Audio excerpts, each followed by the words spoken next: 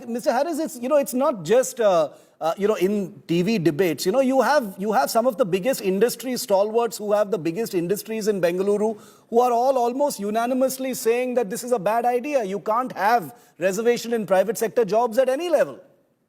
No, see, now it is their opinion. We as a government, we have our duty. We are trying to protect our people. And I think constitutionally it is not wrong. See, we are not depriving or we are not talking about anybody else. We are just telling a reservation for the local people. What's wrong in that? I don't think an argument is needed for this. Now, No, if it's not an argument, sir.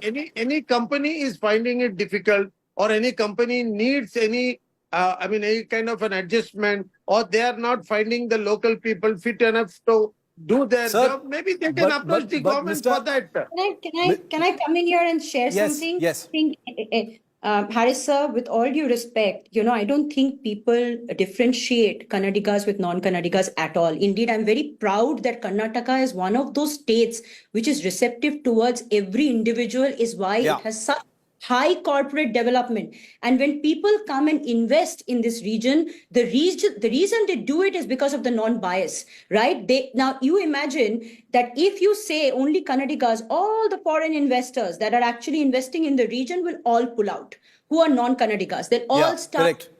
You'll provoke a big upsurge of pull out and economic disparity, which will make it even harder for the government to justify. What I rather suggest, yes, there should be a skill-based opportunity, equal opportunity based on equity, performance and skills given to everyone. There is already quotas in the government that protects the locals, and 100% it should, because there has to be some way to kind of, privilege to the people in the region. But demarcation based on just if they speak the language without having proper heritage in terms of saying whether they're Kannadigas, non-Kannadigas, there's no way to demarcate it. Yes, go ahead. I just want one of the points that Ms. Singh raised, Mr. Harrison, I'll ask you this, is that Bengaluru is famous for its industry, at the Silicon Hub of India, etc.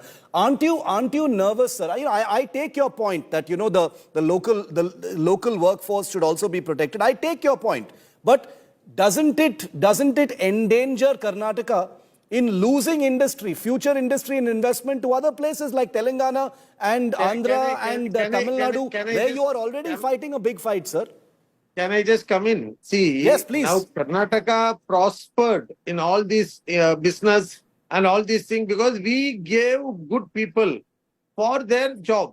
And that is why all Silicon Valley and everything, whatever is happening in Bangalore, even today, tomorrow, day But this would spoil that, sir. See, now, no, I don't think this would have anything in this one. We have been a little specific about asking them that you should provide local people. And it's a government duty. We also have to look at that and also that will help those companies also. They are getting a local guys that will help them. But that they have access to even now, sir. Mr. Harris, you are acting like these companies. We are not taking anybody else. Mr. Harris, you are acting them. We are not taking anybody else. But Mr. Harris, that is a little disingenuous. You are acting like the companies don't have access to this this workforce now. They have access to it, sir. Can I give some facts? Now, see, wherever there are coming to you, Ms. Singh. Let him just finish. Wherever there are people already working, we are happy about it. We have told, okay, wherever there is no Kannadigas are there, please provide them. That is what's wrong in that. How do Ms. Singh, you can come in here, and I want you to take a specific question. See, because this is not us making noise about it. We are only asking the questions. I myself am from Karnataka, but I'm wondering, since you've been in NASSCOM and you currently head a large company, Ms. Singh, I want to ask you, will this not make companies think twice about being in Karnataka? The fact that they have imposed quota or reservation? Indeed, let me give you some facts. What Mr. Harris is talking about is the fact that, the industries came and set up their companies here because they were providing skilled people who are Kannadigas. That fact is absolutely a misnomer information. Bangalore has the largest representation of private institutions for engineering and other technical education, which attracts 70% plus non-local students from across India to come and study here. So because of that accessibility of talent, the subsidies, the weather condition, etc., overlooking infrastructure, companies started coming and setting up here. Most of the investors that are here, including the founders, the largest founder ecosystem, are non-Kannadigas. What will happen if such a rule gets implemented or a bill gets passed? All that Hyderabad and other regions, specifically Mumbai, etc., are now trying their best to attract this whole investment back into the region. Everybody will move out.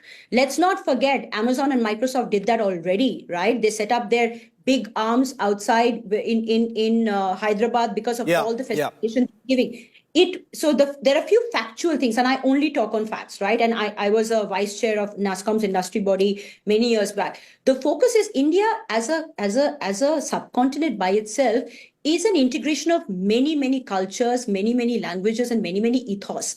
The fact that makes us so unique is the constitutional liberty to move, speak, and to learn and get jobs anywhere, right? So we do not see ourselves abided by a language-specific region, culture, job, skill set, mindset. The idea is wherever there is an opportunity, go there, flourish there, Okay. do well. That is what our focus should be. Madam, can I just If come this in? Yes, bill yes, gets yes, passed, respond. people will move out. No. I do agree with you that as Indians, we have all the right to be all around the country and prosper, go work and do things. There is no doubt about that at all. We also are of the same opinion. Here, it is just that government is trying to support the local people to also get job opportunities here in Bangalore itself. They may otherwise have to go to Bombay, or they may have to go to Hyderabad, or they may have to go somewhere else. So those opportunities we are trying to make our people get it here. That's Okay. it. There is nothing, no competition between anybody. There is They're already getting those opportunities. If you take a look at it, even in my company, That's what I'm saying. 30% workforce are Kannadigas, right? It is not that very good. We welcome that, and it's a very good decision. if you define Kannadiga, like I said, I went from the time I was 16 years old, I've been in this region. All the companies I've started has had even when I was in US, I've started a company here. You know why?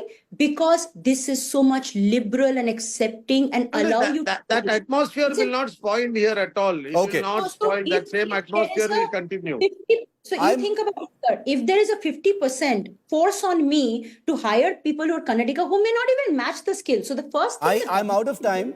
I'm out of time. This was a very substantive discussion. But Mr. Harris, one final question, 10-second answer, sir. Is this proposal going to be pushed through as is, or will the government be willing to speak to industry, Kiran Majumdar-Shaw and others, Infosys and others, and maybe 100%. tweak it a little bit, or is this going to be final? Part of the government. They're all part of the government. 100% it will be discussed, and we'll take them into confidence and do whatever has to be done. Okay. N.A. Harris, Somdata Singh, always a pleasure. Substantive discussion on this issue, open, frank exchange of views. Always welcome here on India Today and 5 Live. Thanks to both of you for taking your time and being here with us on the show.